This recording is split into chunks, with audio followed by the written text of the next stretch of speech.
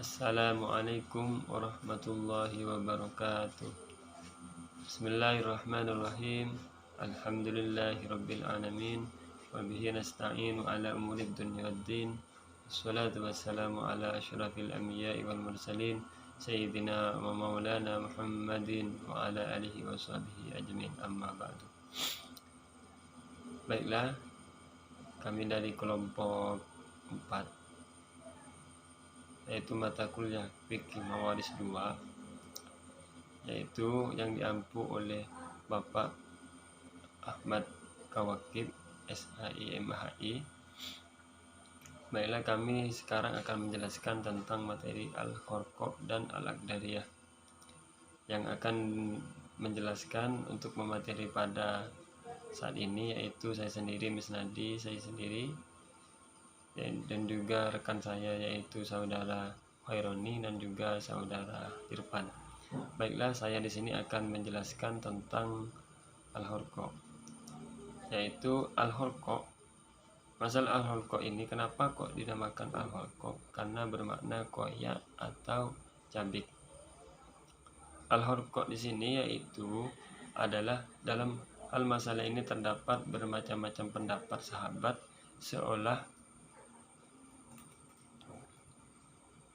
seolah-olah pendapat yang satu menggoyahkan atau mencabik pendapat yang lain, yaitu pendapat Zaid bin Sabit yang diikuti oleh madhab Imam Malik, Syafi'i, dan Imam Ahmad di satu pihak. Pendapat Abu Bakar yang dianut oleh madhab Imam Abu Hanifah di satu pihak, dan pendapat Utsman bin Affan di pihak lain. Selain itu ada pula pendapat Ibnu Mas'ud. Masalah Khorqoh ini adalah masalah yang ahli warisnya terdiri dari ahli waris seperti di bawah ini. Yang pertama, ahli warisnya yaitu ibu mendapatkan 1/3, kakek mukosamah, satu saudari perempuan kandung yaitu mukosamah. Menurut Zaid bin Sabit. Terus menurut Abu Bakar yaitu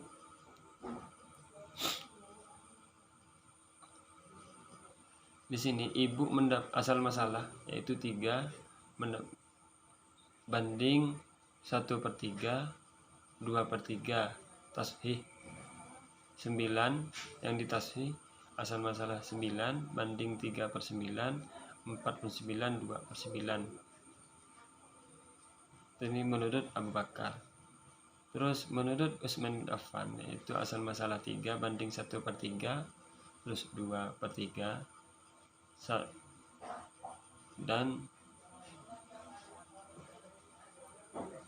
dan mahjub. Terus yaitu maka ibu mendapatkan 1/3,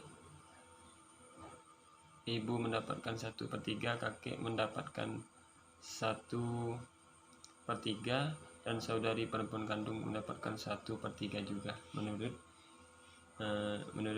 Utsman bin Affan. Di sini asal masalahnya 3 banding 1/3, 1/3, 1/3. Maka bagian 1/2 sisa yaitu bagi ibu dan kakek, 1/2 sisa, dan saudari kandung perempuan itu 1/2. Ini menurut Imam Ibnu Mas'ud. Asal masalah 2 banding 1/2, 1/3. Ini maka ditashih 4 banding 1/4, ibu mendapat 1/4, kakek 1/4, dan saudari kandung perempuan 2/4. Ini menurut Imam Ibnu Mas'ud. Menurut pendapat Zaid bin Sabit, ibu mendapat bagian 1/3, sedangkan kakek beserta seorang saudara perempuan kandung mendapat bagian mukosamah dengan ketentuan bahwa kakek mendapat 2 kali bagian saudara perempuan kandung, 2/1. Menurut pendapat Abu Bakar, ibu mendapat 1/3, kakek mendapatkan aswabah 2/3, sedangkan seorang saudara perempuan kandung terhijab oleh kakek sehingga ia tidak mendapatkan apa-apa. Menurut pendapat Utsman bin Affan, warisan itu dibagi menjadi 3 bagian. Ibu mendapat 1 bagian, 1/3 dari 3. Begitu juga kakek dan seorang saudara perempuan kandung. Masing-masing mereka mendapat 1 bagian, 1/3 dari 3. Menurut pendapat Ibnu Mas'ud, seorang saudara perempuan kandung mendapat 1/2, sedangkan kakek dan ibu masing-masing mendapatkan 1/2 dari sisa, yaitu setelah dikeluarkan bagian seorang saudara perempuan kandung. Dengan demikian, ibu mendapat 1/4 dan kakek mendapat 1/4 atau separuh dari 1/2 dari 1/2, yakni setelah dikeluarkan bagian seorang saudara perempuan sebanyak 1/2. Mungkin itu penjelasan dari masalah tentang al-hulqu yang akan dilanjutkan oleh saudara saya, yaitu saudara Irfan. Kepadanya kami persilahkan. Bismillahirrahmanirrahim. Baik, kami di sini akan melanjuti penjelasan dari saudara kami, yaitu saudara Misnadi, di mana kami akan menjelaskan bagian B, yaitu al-Aqdariyah. Jadi di sini al-Aqdariyah, kenapa dinamakan al-Aqdariyah? Karena menurut suatu pendapat yang mengajukan persoalan ini bernama Aqdar, seperti itu. Dalam kasus al-Aqdariyah ini, susunan ahli waris adalah kakek, suami, saudara perempuan, dan ibu, seperti itu.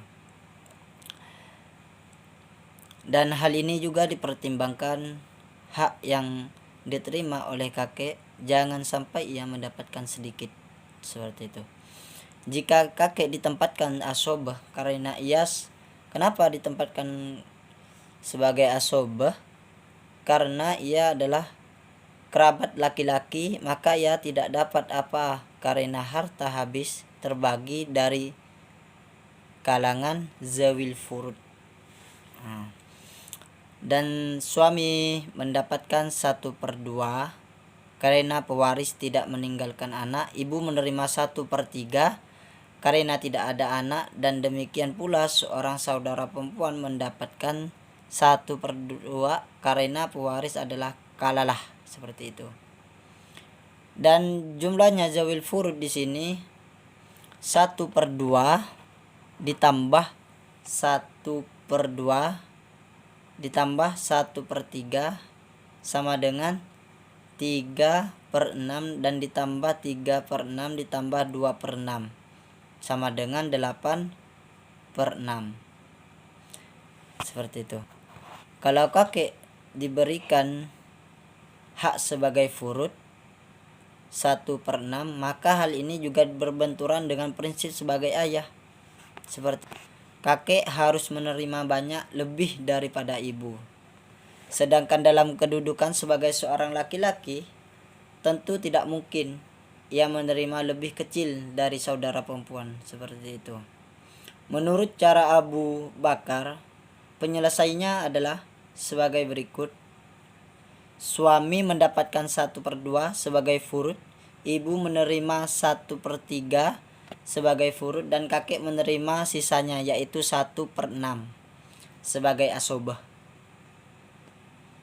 Sebagai saudara perempuan terhalang oleh kakek, dan dengan demikian tidak mendapatkan warisan karena kakek sudah menerima kemungkinan terbaik, seperti itu. Kalau menurut Umar dan Ibnu Mas'ud itu beda lagi. Kalau menurut Umar dan Ibnu Mas'ud itu memberikan solusi sebagai suami 1/2, saudara perempuan 1/2, untuk kakek 1/6 sebagai furud, dan untuk ibu 1/6. Kemudian pembagiannya diselesaikan secara aul, seperti itu. Ibu diberi 1/6 dengan pertimbangan supaya haknya tidak melebihi hak kakek, sedangkan hak kakek tadi itu menerima, jangan sampai ia mendapat sedikit atau lebih besar daripada kakek si ibu tadi itu. Jadi perubahan presentasinya bagai yang diberikan ibu 1/6 seperti itu, dan telah ditetapkan juga di dalam Al-Quran seperti itu. Tidak pernah dijelaskan baik oleh Umar maupun Ibnu Mas'ud.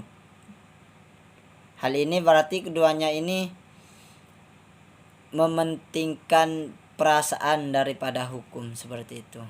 Mementingkan perasaan, mungkin mementingkan perasaan saudaranya atau siapa gitu daripada hukum seperti itu. Kalau hukum kan tidak mungkin seperti itu bagiannya. Dan Zaid bin Thabit memberikan penyelesaian yang jenius dan memberikan para yang lebih besar daripada yang lebih besar kepada kakek seperti itu.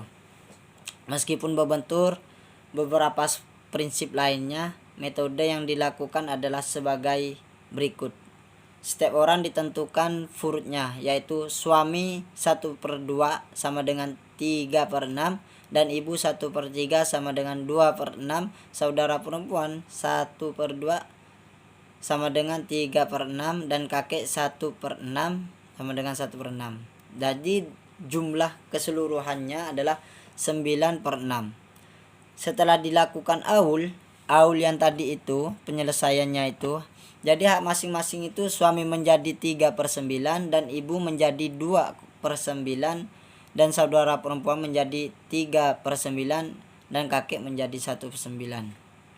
Dan masing-masing ibu dan suami sebagai orang luar yang mendampingi kakek dari saudara perempuan diberikan haknya.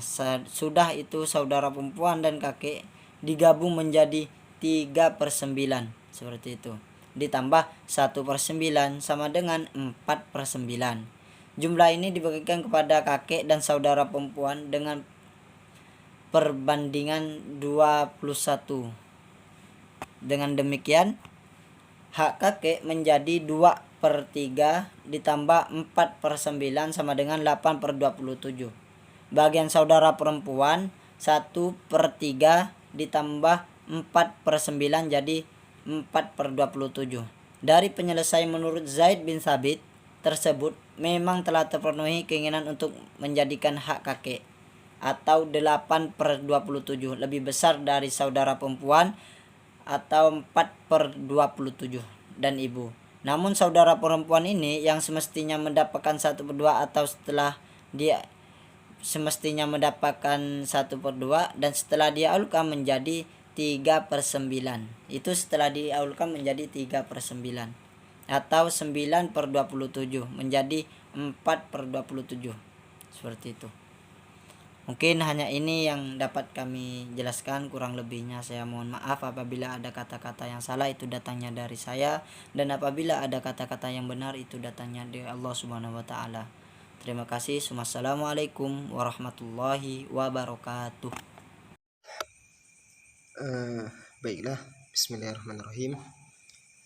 Saya di sini sebagai pemateri ketiga yang akan melanjutkan penjelasan daripada pemateri pertama Saudara Misnadi dan pemateri kedua Saudara Irfan.